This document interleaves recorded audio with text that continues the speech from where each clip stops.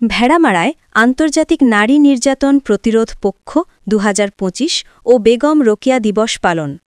কুষ্টিয়া ভেড়ামারা থেকে সাইফুল ইসলামের প্রতিবেদনে দেখুন বিস্তারিত। সেই প্রতিকূলতার মধ্যে দিয়ে কিন্তু নিজেদের নারী ও কন্যার প্রতি সহিংসতা বন্ধে ঐক্যবদ্ধ হই, ডিজিটাল নিরাপত্তা নিশ্চিত করে প্রতিপাদ্যে কুষ্টিয়ার ভেড়ামারায় মঙ্গলবার ০৯ ডিসেম্বর আন্তর্জাতিক নারী নির্যাতন প্রতিরোধ পক্ষ ২০২৫ ও বেগম রোকেয়া দিবস।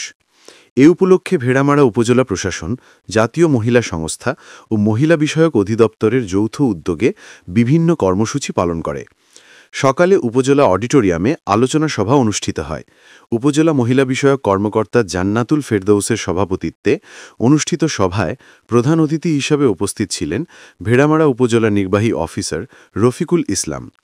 জাতীয় মহিলা সংস্থার দায়িত্বপ্রাপ্ত কর্মকর্তা আসমান আলীর উপস্থাপনায় বিশেষ অতিথি হিসাবে বক্তব্য দেন মাধ্যমিক শিক্ষা অফিসার মোহাম্মদ ফারুক আহমেদ, আইসিটি কর্মকর্তা মর্জিনা খাতুন, দারিদ্র্য বিমোচন কর্মকর্তা মনোজ কুমার ইন্দ্র প্রমুখ। উপজেলা বন কর্মকর্তা মোহাম্মদ জাহিদুল ইসলাম সহ জাতীয় মহিলা সংস্থার নতুন পুরাতন ৫০ জন প্রশিক্ষণার্থী উপস্থিত ছিলেন।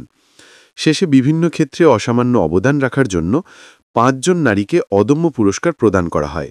পুরস্কারপ্রাপ্ত হলেন সমাজ উন্নয়নে আমেনা খাতুন, শিক্ষা ও চাকরি ক্ষেত্রে ববিতা খাতুন, সফল জননী আনোয়ারা খাতুন, অর্থনৈতিকভাবে স্বাবলম্বী মিমি খাতুন ও বিভীষিকাময় দুঃশাসনের শিকার শান্তা খাতুন।